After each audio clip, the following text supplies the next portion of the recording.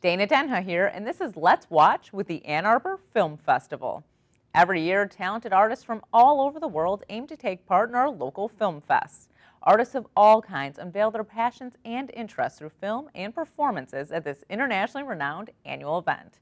Because filmmakers in the festival are from all over the world, we can't always have them in studio, so we do the next best thing, have a chat from afar. Carrie Hawks has been an artist since childhood and uses a love of drawing to create films that honestly portray the struggles experienced throughout a lifetime, but does so in a way that makes these situations relatable through humor and animation. Let's watch. Hi, my name is Carrie Hawks, and I directed the film Black Enough. So before I got into filmmaking, I started drawing when I was a kid. I love to draw. I drew like things around me, still life, different little things, and then I even got into drawing some characters.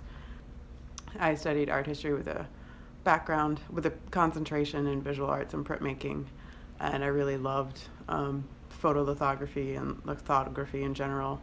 I'd always been a fan of animation, but I never thought that I could complete an animated film because I had never studied it. I went back to school for a degree in graphic design, and in that program I learned some motion graphics work, primarily working in After Effects, and I realized that you could make an animated project using After Effects. So after doing a lot of like drawings and paintings and even some doll making, then I decided to dip my hand into animation.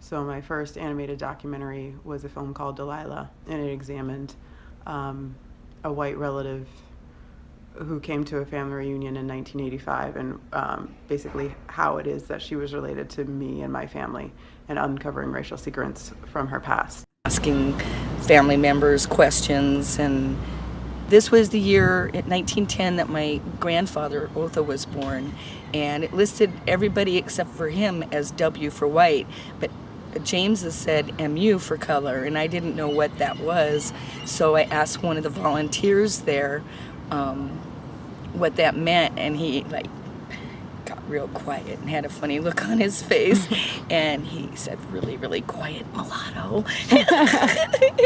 And I was just like so happy because it's like all the family weird dysfunctions and not knowing anything all fell into place as to why, but I was really excited. Had you like had any indication that maybe they were passing, or did you None. Now, I eventually found out that my mom and my aunts knew, but I remember this one time I said, why didn't you ever tell us? And my mom just kind of shrugged her shoulders and didn't think it was important. Some of my creative influences, when I was a kid, I loved Monty Python and the Search for the Holy Grail, and I loved the animations done by Terry Gilliam, where they were very simple paper cutouts or little cutout things, and just really funny script and storyline and kind of satirical and absurdist, and I just really was drawn to that tone of voice and tone of film, so I enjoyed making films along those lines. My film Negro Hair Petting Zoo I made using a little toy lion that a friend had given me, and just drawing some grass and some background, and then using my best like tour voice to kind of instruct the viewer on what you might see and why it's not a good idea to pet a black person's hair. So it allowed me to use some satire and also poke fun at a thing that's really obnoxious and annoying, such as people trying to grab my hair. Sometimes, when people meet me, they think they've gained interest into a mythical place. Marvel at the two-strand twist octopus. How fluid and graceful. It just stays in place without unraveling. You do not have to travel to Jamaica to see these glorious locks. The hair groups together after pruning and twisting to form a strong bond. And finally, We have these gravity-defying natural curls of this black beauty. But remember, let's not turn Mother Nature into a spectacle with your curious fingers.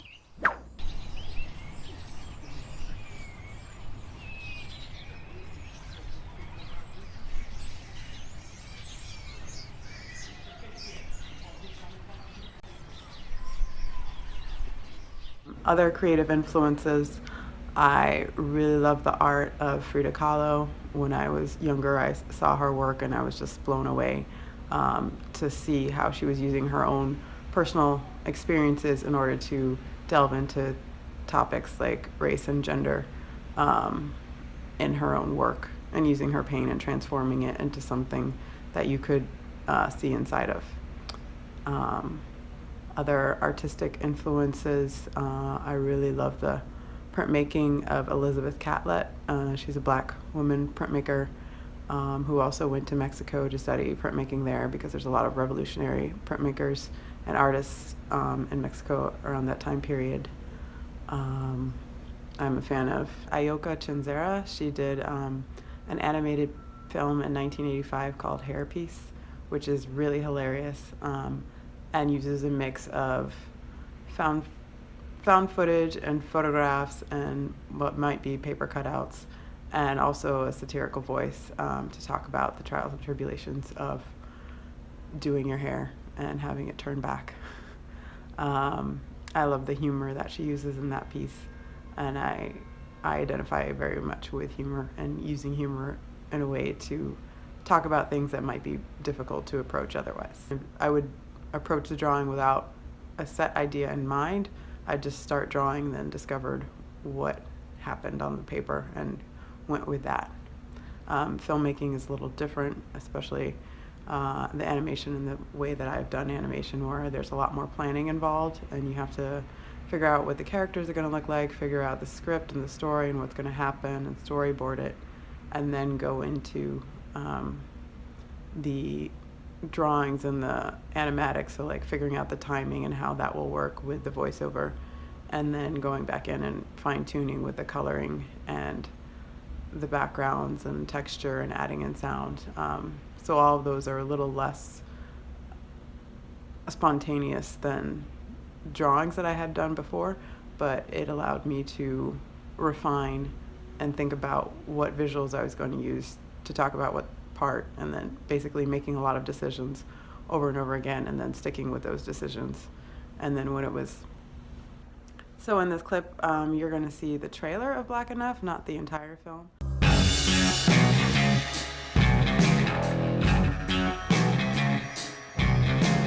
I've spent a lot of time trying to get this irrefutable acceptance of my blackness.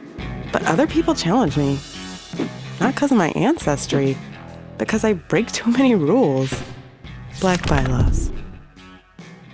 23! You must like fried chicken and hot sauce. It's cool, guys. I still like watermelon. 81! Quit talking, white girl. Oreo, a black person made of white goo. So it's decided I'm not black enough. I think now maybe I feel more comfortable with white people, but and I have guilt about that. I feel bad about it. Marvel at the two-strand twist octopus. How fluid and graceful. It just stays in place without unraveling. My blackness doesn't have to look like yours. Neither does my queerness. It took me a long time to realize that.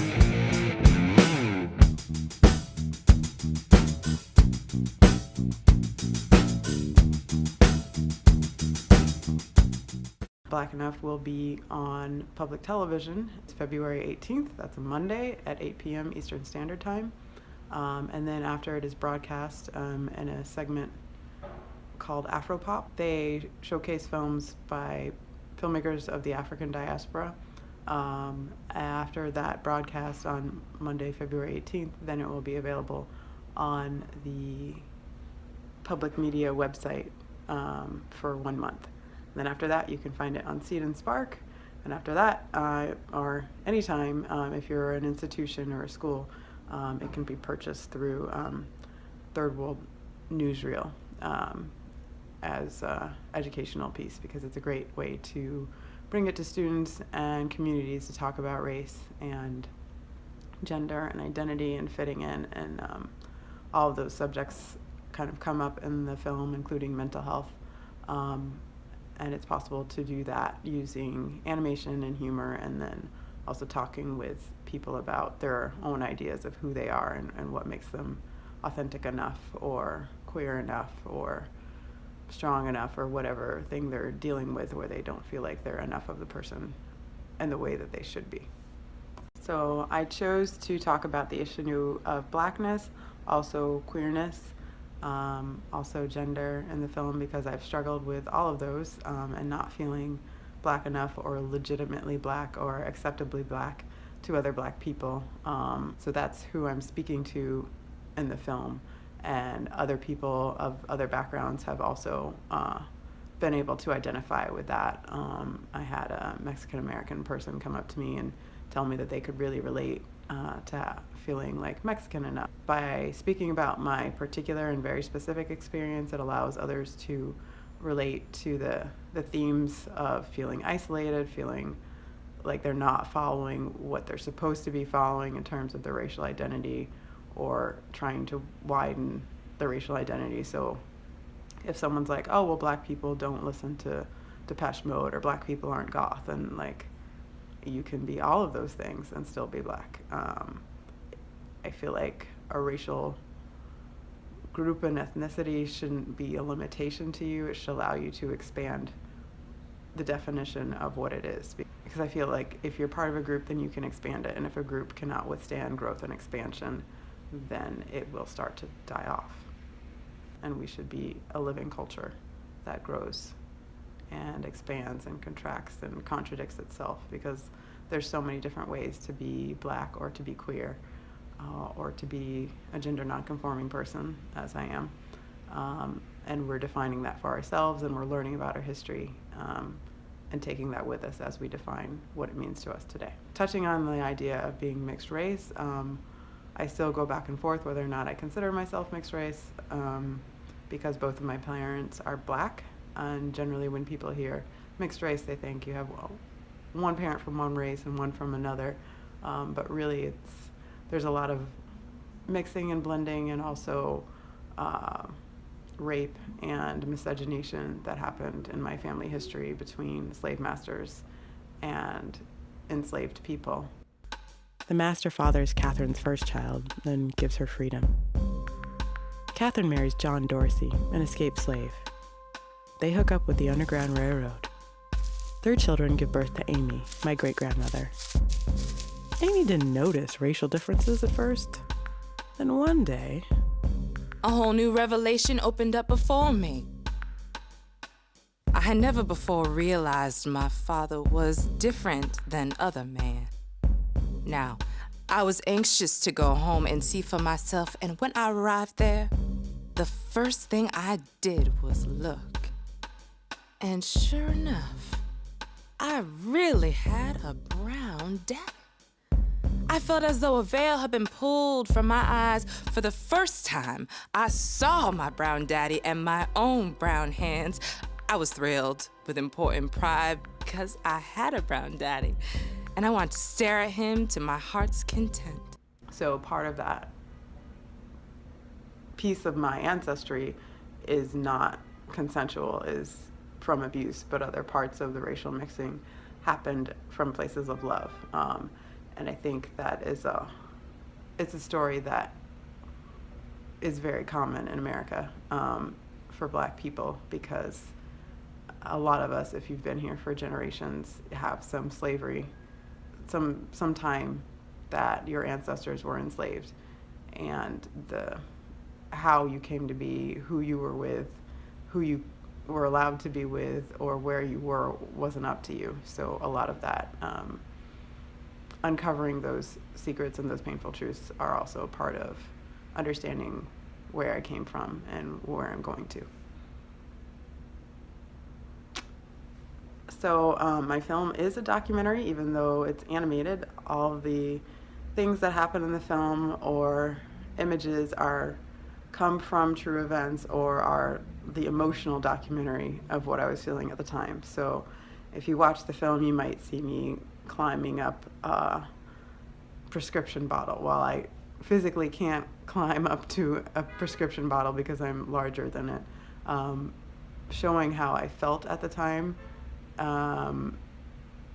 Animation is a great way to show how I felt at the time and to get at my inner thought process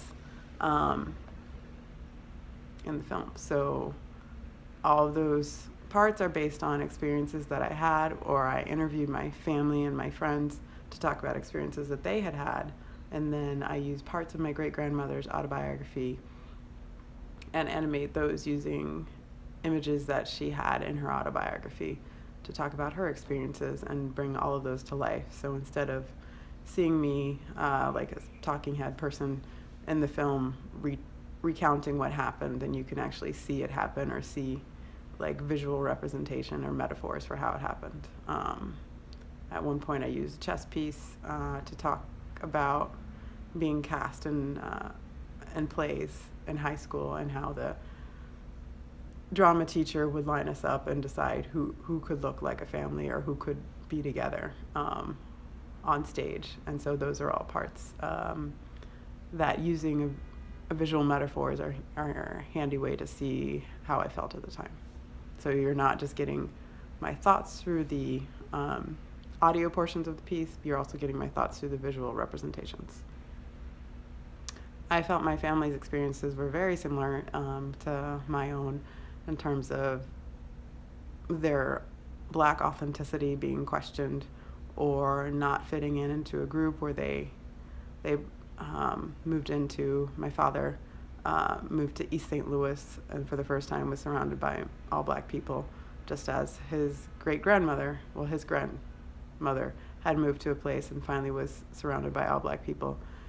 And that was a cultural shift for both of them because they had come from a predominantly white situation and then moving into a predominantly Black situation, and not feeling like they didn't fit in either one immediately, and then later becoming more and more comfortable with their Blackness and their Black identity. I feel like people feel the need to comment on my gender or on my haircut. I think people are very curious about people around them, and also people feel more comfortable when they can figure out exactly what they think you are. I think people need to get more comfortable with not knowing, and also more comfortable with realizing that someone's race or gender or orientation doesn't necessarily impact the situation at hand. So if you're going somewhere and having breakfast, or if you're sitting next to someone on the train, what race you are, what gender you are, what orientation you are, has no bearing on it. And I think people need to let go of that and not worry about like, oh, I need to figure out what you are, because really when they're trying to figure out what they are, then they're going to figure out what they should expect of you and what they don't expect of you. And if they don't know, then they can't have those expectations. And I think not anticipating and expecting someone to act a certain way just because of their background would free up a lot of prejudices and a lot of bigotry and a lot of racism and sexism and homophobia and a lot of things that we get hung up on because we have an idea of who someone is based on their traits. I did feel somewhat vulnerable opening up my experiences of race and my insecurities on screen, but when I first started the project, I think I was extremely insecure about my racial identity and also still figuring out my gender identity. I now identify as gender nonconforming and use the pronouns they, them, and theirs. And also I was like comfortable with myself as a queer person, but putting it on film made me more comfortable like putting it out there and owning that for myself and claiming that for myself. And the more I realized that my opinion of myself is the most important opinion, searching for someone else to accept me, because those are outside factors that I cannot control, and I can only control how I think about something or how I allow myself to think about something. So once I've taken that approval without outside approval out of the equation, then I am more secure in myself. So in the film, I discuss self-harm and self-injury. There's a period of time in my life when I was a teenager that I had very low self-esteem, and I had a hard time dealing with different insecurities, and one way that I dealt with that was through self-harm and self-injury. I think a lot of people, when they think about self-harm, they think about cutting or like depriving the body of what it needs, or headbanging, or some people will often explore burning or bone breaking and different things that they're doing to their own body for different reasons. It could be motivated out of like wanting to feel in control, or wanting to punish oneself, or just wanting to feel something, period. I very rarely hear about people of color engaging in that type of self-harm.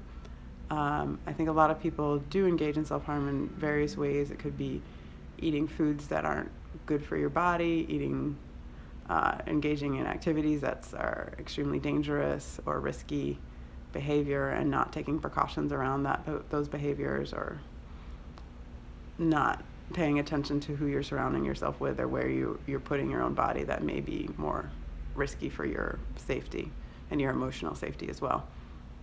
So all of those things, including like cigarette smoking or excessive drinking, those can be engaging in self-harm, but some types of self-harm are more accepted by society than others. And so I wanted to talk about my own experiences with cutting and self-injury, because there are other people of color who are also going through those things, and it's helpful to know that you're not the only one and that you can get through it. So my next film project is actually going to be about people of color and self-harm. So I'm looking for people who no longer engage in those type of activities, but would like to talk about their experiences engaging in self-harm and how they stopped. I love to make fun of things. It makes them less intimidating, and particularly making fun of racism and racists in animation is a great way, because there's not a real person on screen. It's truly a caricature of someone, which can stand in for a lot of real people. And it allows you to kind of poke fun at a thing, and you can have something shrink or blow up or move off screen or get smashed through art without having to endanger your body by doing that in person. And maybe you need to. But it's just a great catharsis to use humor to get through those things. Film is a great way to perpetuate myths and perpetuate stereotypes and perpetuate negative thinking. It's also a way to open up new ideas and talk about new ideas, or reveal truths about things. And so the more types of people that are making films, then hopefully the more perspectives that are put forward, so we're not just consuming the same ideas and the same narratives. Having Black Enough screen at Ann Arbor Film Festival was incredible. It is the most established film festival that I've ever been at, and that it's celebrating its like 56th year, I believe. And to know that a lot of incredible filmmakers had been through there, and people who were really, I saw a film that year that was completely silent and just used Reddit dialogues, and it was one of the more engaging and engrossing films. Like, everyone in the audience was just silent and then laughing and then at the same time. So there's also that community that you get by watching a film in a room with other people who are also engaged in that activity. It's very easy to, watch a film later at home on YouTube or on Netflix, and you're getting a lot of what the artists who made the film are putting in there, but you're not getting the experience of watching the film with other people and hearing their different reactions, and maybe they're responding to something that you hadn't considered. And so it's also the experience of watching film together is fantastic at the Ann Arbor Film Festival, because people are really there and they really want to watch the films. I think people should support the festival because there's so many great films screened, there's so many different perspectives.